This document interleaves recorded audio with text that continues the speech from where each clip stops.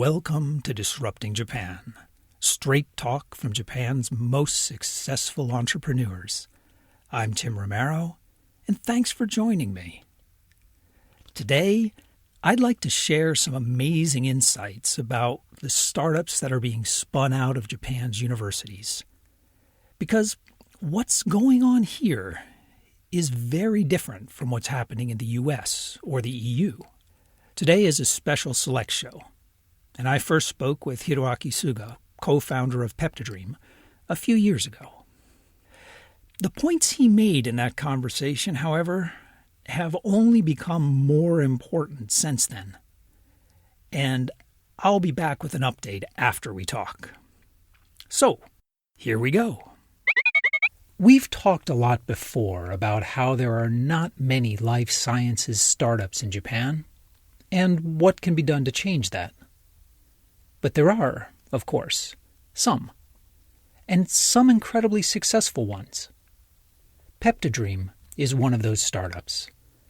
Founded by a small team at a university lab, PeptiDream has grown from nothing to a $6 billion company. Today we sit down with the founder of PeptiDream and fellow guitarist, Hiroaki Suga, and he'll explain how they're working with pharmaceutical companies all over the world to discover new drugs and new treatments.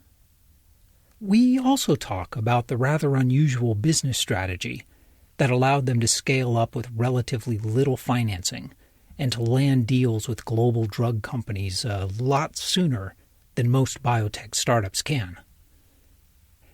And I've got to say, my conversation with Dr. Suga really changed my mind about the role that Japanese universities and the government should play in fostering startups and innovation here. It's a fascinating and unique perspective from inside the system, and I guarantee you, it's not what you think it is. But you know, Hiroaki tells that story much better than I can, so let's get right to the interview. I'm sitting here with Hiroaki Suga, the co-founder of PeptiDream. So thanks for sitting down with me today. Sure. Very welcome. PeptiDream is a peptide discovery platform, but what is that exactly? So the technology started over 25 years ago. I had ideas that, I want to develop RNA catalyst. It's so-called ribozymes. I did a postdoc with Professor Jack Shostak in Harvard Medical School. I ran the techniques for the in vitro selections, but I didn't really get major success. But I was fortunate enough that I get academic position in State University of New York, Buffalo. So I was succeeding in developing, we call flexzymes. So the first patent, 2 patents are owned by SUNY Buffalo. Oh. But it wasn't really quite useful yet. So you were working on this for 20 years Pretty much, plus. Yeah. Did you have an end target in mind, saying this is how I'm going to commercialize it, and this is why it's useful? Or? Right. I already envisioned that we can apply this to the in vitro translation system. Once we have this in hand, we can do a lot of things, a lot of interesting things. Right, so I developed this flexzyme prototype in the US. I came back to Japan by the invitation of the University of Tokyo. I got back to Japan, and immediately we succeeded in a real practical version of the flexzyme. That's interesting because Japanese universities have a reputation of really prioritizing pure research over applications. Right, but this is actually pure research stage. Okay. It's a really pure research. But I was in mind to make it very practical. So having this flexzyme allows us to rewrite the genetic code. We call it genetic code reprogramming. It sounds like from pretty early on you were thinking about how to commercialize this at some point in the future. Yeah, some point, but I don't know when. I didn't know when. So was the drug discovery an early and obvious target, or was that something that... No, I was not interested in obvious target or anything. This is just a platform technology. Okay. So idea is I want to rewrite the genetic code, but at the time peptides containing the amino acids that which you don't see in a protein, then I can mimic the secondary metabolites that various organisms like bacteria and fungus and yeast and whatever they make. And these are very often used for antibiotics or something other things. But natural product is a very important drug source for a long, long time. So if you can mimic natural product, then you can synthesize artificially natural product like molecule. It will be useful for drug discovery. So the PeptiDream platform and this technology in general allows the synthesis and analysis of a huge variety of natural product like molecules. Right, and it can do it very quickly and very cheaply. Right. So let's talk about that. Yeah. Because, I mean, now PeptiDream is a $6 or $7 billion company, but you founded it very recently. It was 2006, right? Yes. So back in 2006, you had a long, successful academic career. You had academic accomplishments and the proof of the value of the technology. Yeah. But how did the company come together? So I envision that, okay, if I further develop, I try to prove this system works for the drug targets. If I succeeded it, I'm pretty sure pharmaceutical companies will come to me to develop the drugs together. Mm-hmm. I didn't want to, because I know if I do with them, if I get something very nice product, and then I cannot publish. Okay. My mission in academic, we need to publish. So if it's bad ones, maybe we can publish it. But if it's good ones, we cannot publish it.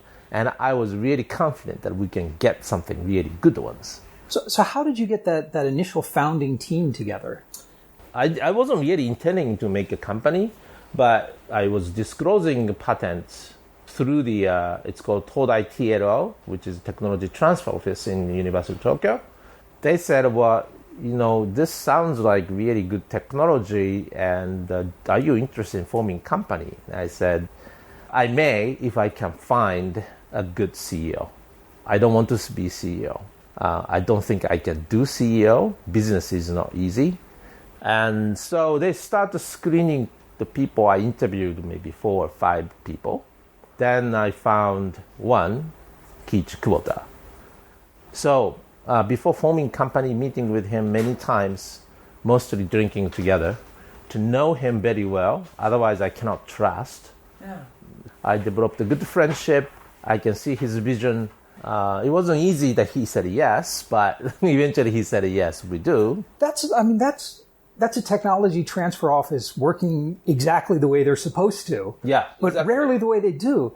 So were you worried that you would have to give up a lot of the academic research, or that the time demands would... No, that's why I need the CEO, right?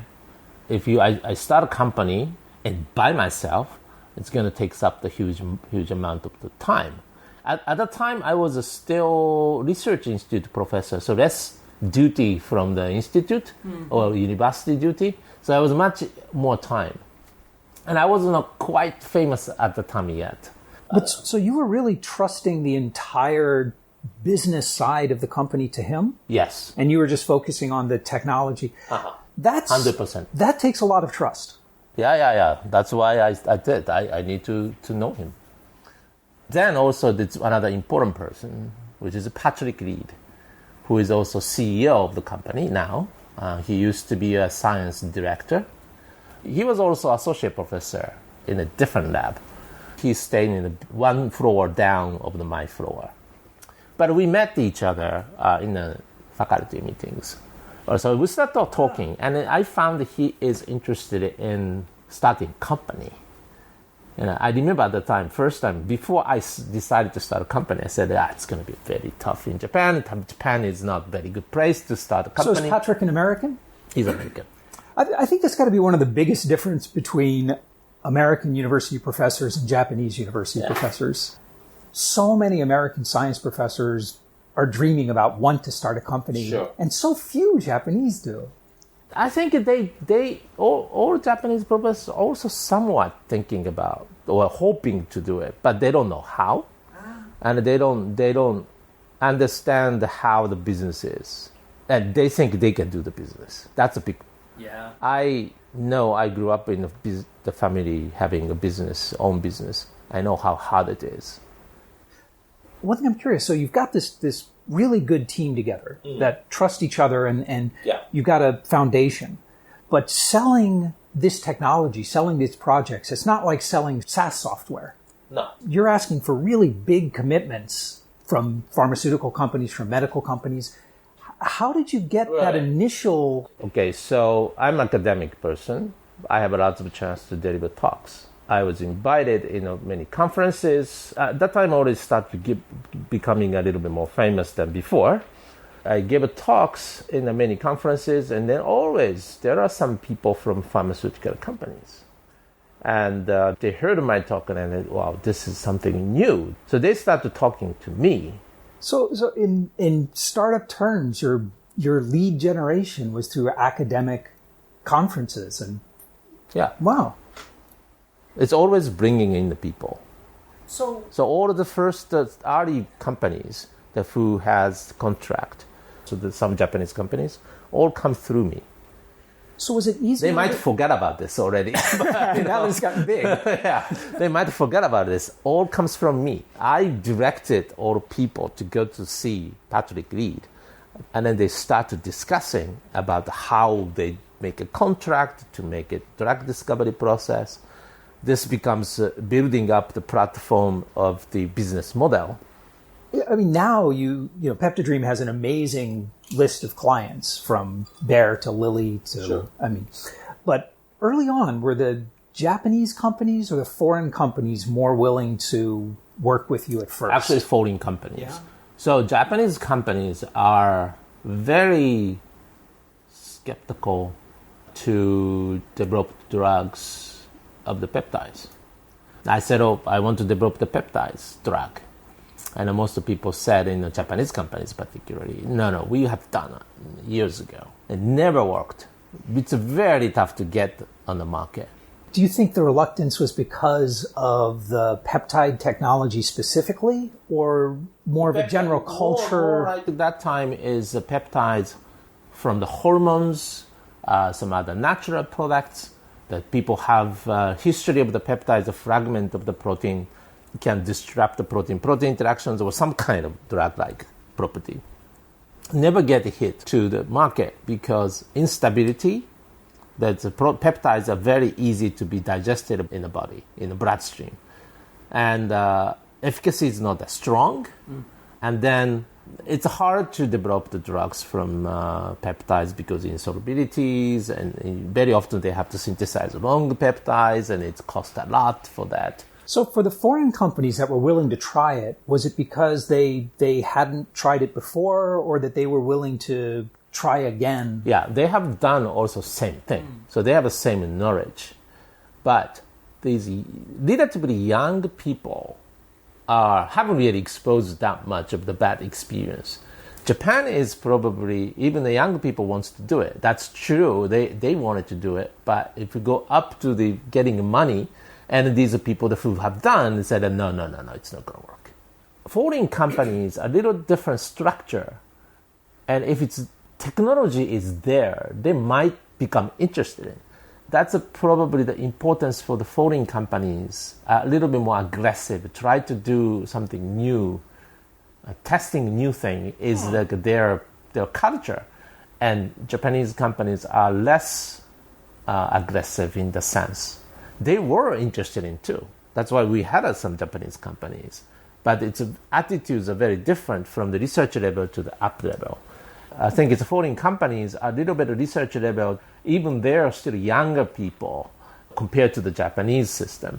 There tends to, so this is something new, maybe we can give it a try, like if it's not a huge amount of money. In the PeptiDream in the beginning of the contract was not so expensive.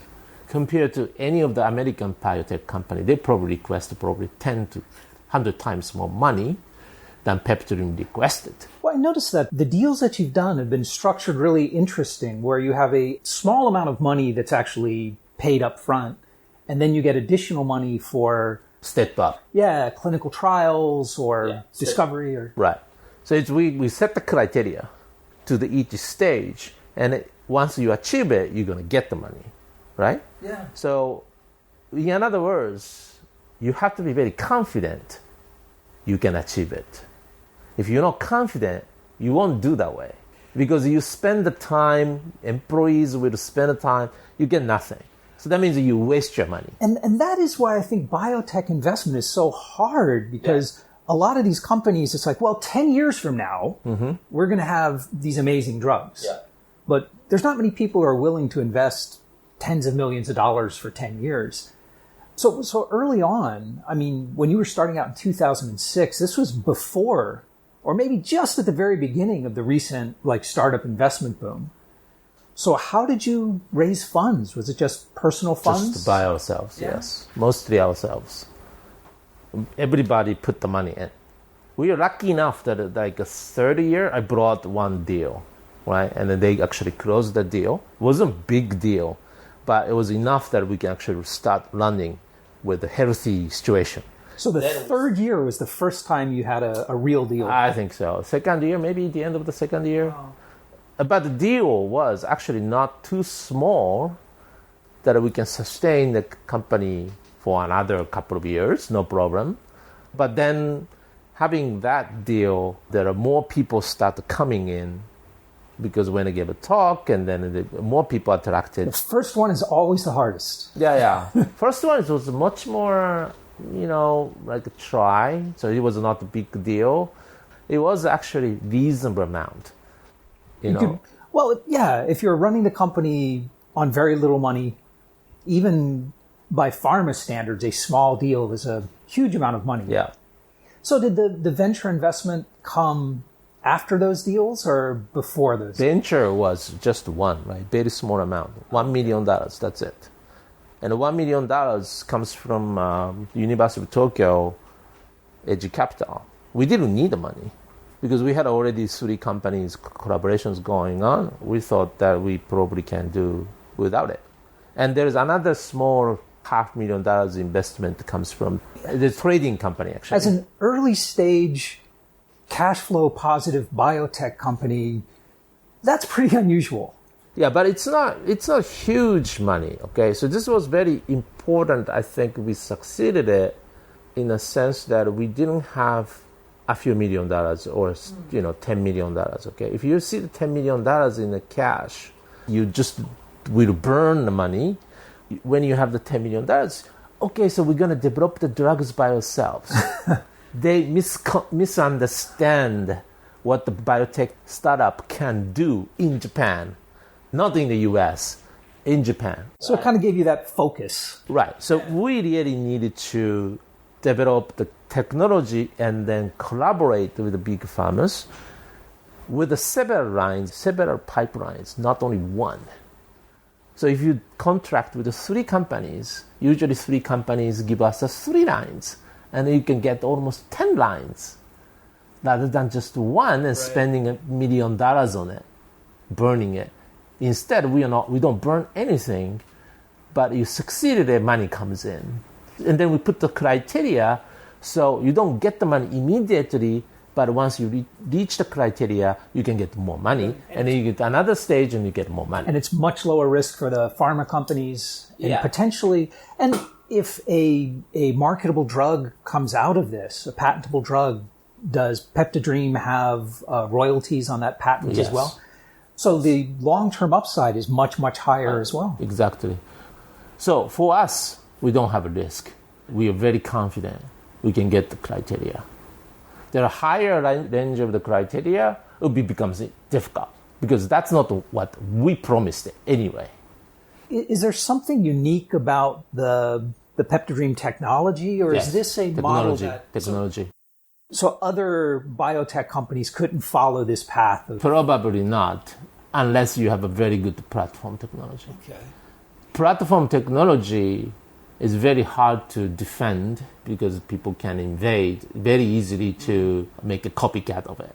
But the technology is very complex, very robust, and big farmers think, okay, it's worth to buy it rather than developing by ourselves, right? That's really the point. Yeah. So it's complex enough that people cannot If you want to spend 5 years, maybe you can make another copy, and then you have a risk of the resue, and then you spend already 5 years of the investment.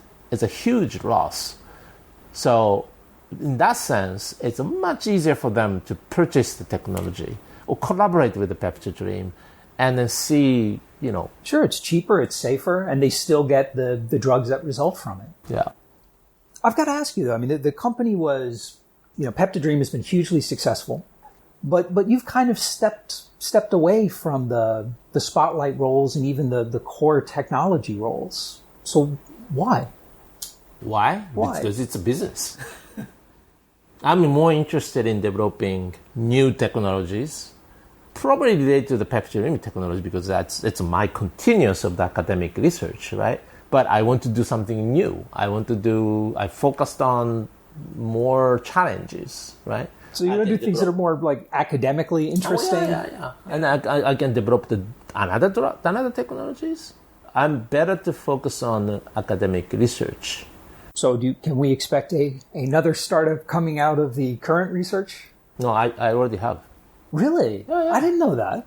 I left 2018 June because I started another company with a different technology, more biologics, not peptides. But there's some more relation there. I started Mira Biologics.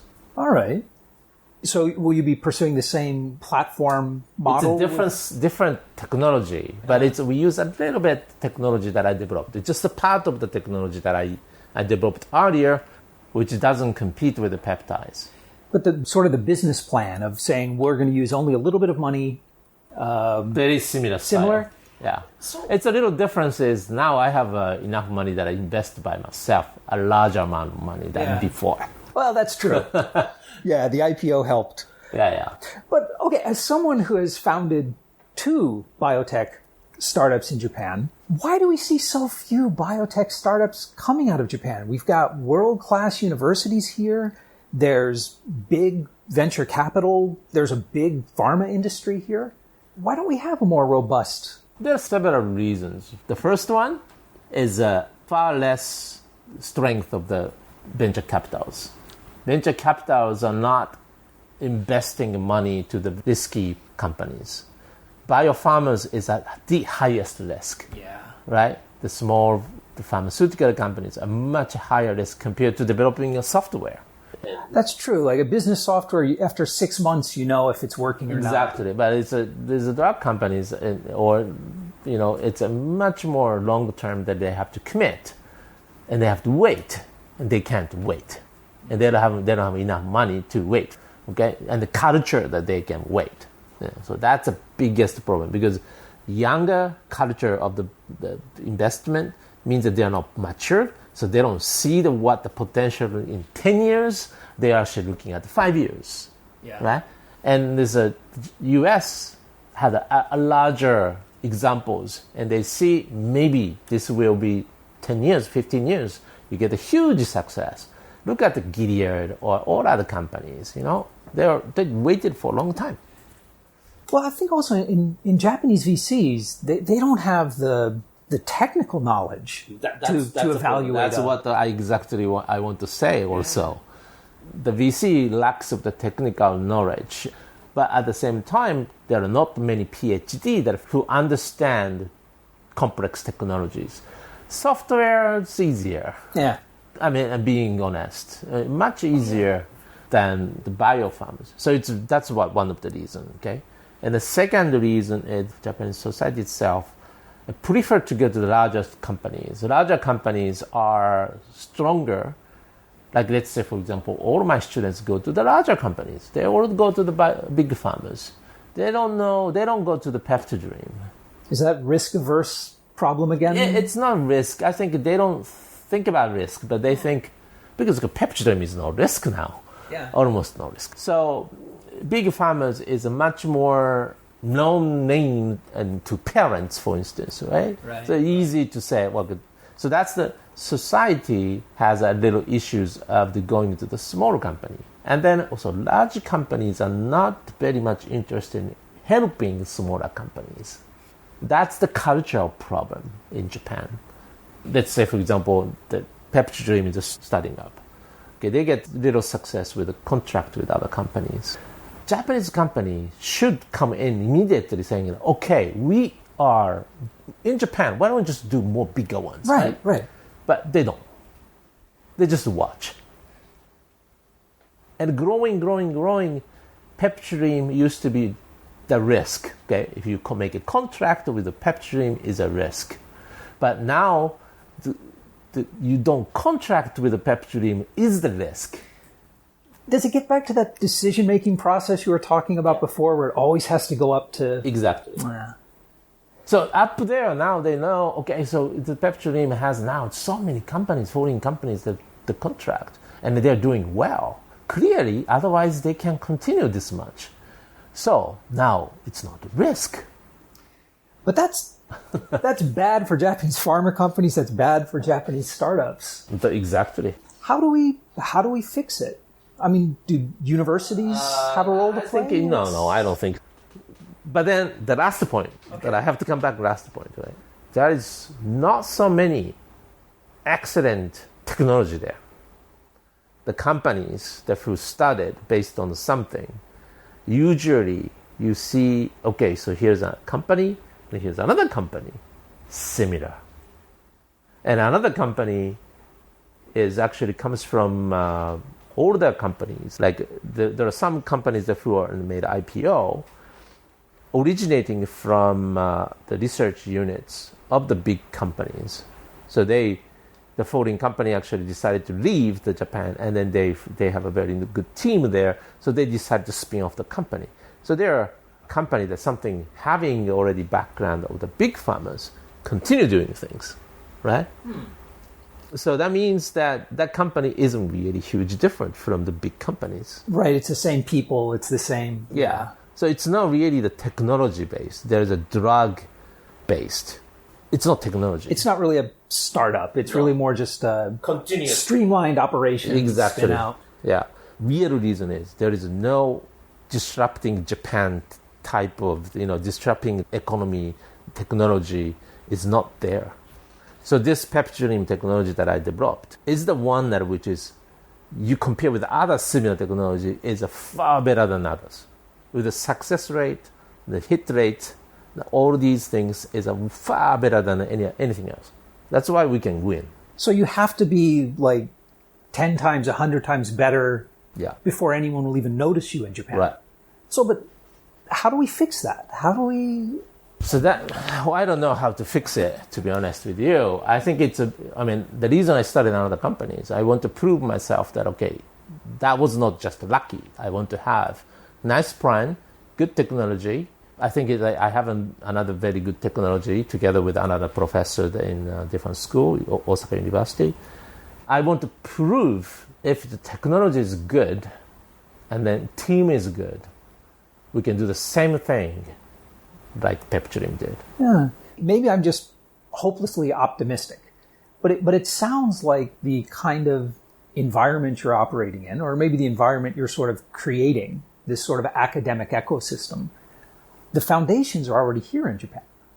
So, I mean, you don't think there's a clear path yet from academic technology to startup? Not yet? No, yet. So it's one thing, and I really need to say that the professors in the universities, they really need to work hard to get technology to be very practical, technology to be very robust, technology that, you don't need to cheat the things to say, okay, this is a great technology. You really have to put efforts to get to the end. And then the Japanese government need to support for this type of the research. So that's a very critical. Here's the interesting thing, because looking at it from outside, like I'm looking at it, it seems like it's very different from your point of view inside. So looking at it from outside, the government has provided a huge amount of funding to support startup innovation from universities. They've developed these programs to help commercialize these technologies. But is the culture inside... That's a stupid decision that what the government is doing. Waste of money? Waste of money. Is the culture inside universities changing here? Because it's historically been Japanese academia, the professors prided themselves on the abstractness, on the theoretical. And having a working technology, putting in that 80% of the effort to make it commercial was somebody else's job. Exactly. That's what I did, right? I wasn't really trying to commercialize the technology. I developed the technology which is robust enough to transfer. When you transfer the technology, the company has to practice exactly what I developed, right? So Patrick was the one that was really working hard to get it to that. Yes, his job is he doesn't need to develop the technology. He can trust my technology, but he can develop after that. Like you said, it's the government putting money to helping the startups, encourage the professors to start up. That's good. And also, they're actually funding more very applied technology. That is, the professor said, oh, this will be a big sort of things. If you get the money like that, you are not really hungry anymore to develop the technology to the end. And you lose that focus we were talking about. Exactly. Yeah. And most of the professors will get that from the government money is mixed up with the government money that what you get for their own academic research. And it's like diluted basically efforts. It's stupid. The government should put the money for more basic science, okay? Do academic the best practice. And then when you reach the point that, okay, maybe this can be a business, form the company by yourself, and then the capital money goes into that, developing something. So the government money is not supposed to do that capital money kind of things. It's better to go focus on the research. So there needs to be a much clearer division between the pure research and the money for commercialization. That's what it is. So government is making a huge mistake. That's my opinion is. I mean, it's... No, but I mean, that might explain why, despite the huge amount of investment, there's been very few successful biotech startups. Yeah. Most of the people misunderstand because it's the PeptiDream success. I automatically get money, research money from the PeptiDream. I have never had research money. It's zero money from PeptiDream to my lab because we are very much separated. Yep. Yeah. So a clearer distinction about what's research, what's business. Yeah. Well, listen, Hiroaki, before we wrap up, I want to ask you what I call my magic wand question. And that is, if I gave you a magic wand and I told you that you could change one thing about Japan, anything at all, the education system, the way venture capital is financed, the way people think about risk, anything at all, to make it better for innovation and startups in Japan, what would you change? God, this is very difficult. It's kind of a fun one. Its truth is it's so complex. Universities in Japan is very complex. So I don't think one magic thing would work. But the government should make research funds to the more basic science. This is all the other professors who got Nobel Prize is saying it. But I'm not saying this the same way. I think it's a breakthrough of technology, like your theme of the Disrupt Japan, could occur only something really tremendous idea, breakthrough technology development, plus with a team who are interested in developing business based on that. So the money is supposed to come very separately. Don't mix it together. So one thing really I want the government giving the more money to the basic science, okay? Professors know if they want to develop something commercial out of this technology. Now you need to have teams of these people who can really do investment and then also forming a team to bring the business. If that happens, great. But again, I said it's not one magic thing. It's like it has to be multiple. So the ideal situation would be a really well-funded basic research. And then when truly revolutionary, truly important technology comes out of that, you need much less money to commercialize and to promote it. Right. That's what I think. I think it's a stupid idea is there are not many such technologies. Okay. Yeah, there are not many. Yeah, not many. Very few technologies are really disruptive. Yeah. So that's why, you just need to put all money to basic science, to develop such potentials. And then it's maybe only 10 or maybe 5 or maybe 3 comes out of it. Yeah, but you only need a couple every decade, right? Yeah. Of something that's truly, truly disruptive. Exactly. That means 1 in a year, right? That's very good enough. They can pitch to not the government, to the investors. The investors will look and they can decide. They're not stupid. Yeah, I think maybe the problem is almost startups have become too popular and too trendy. And so governments and large companies are more willing to put money into startups than they are into basic research. So it's, again, I said, PeptiDream has no money from the government. I'm very proud of it. Yeah. You can succeed without the government money. I need the government money for doing research, basic science, and developing technology. But this is nothing to do with the company. Once you get it, you spin off, never touch the government money.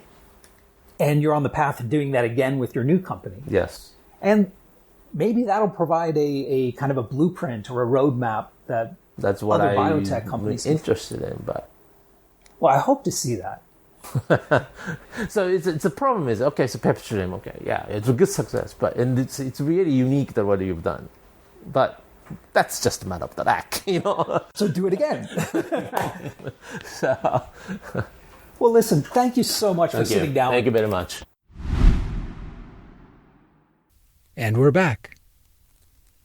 Hiroaki's explanation of the decision-making process at large Japanese companies was pretty much perfect.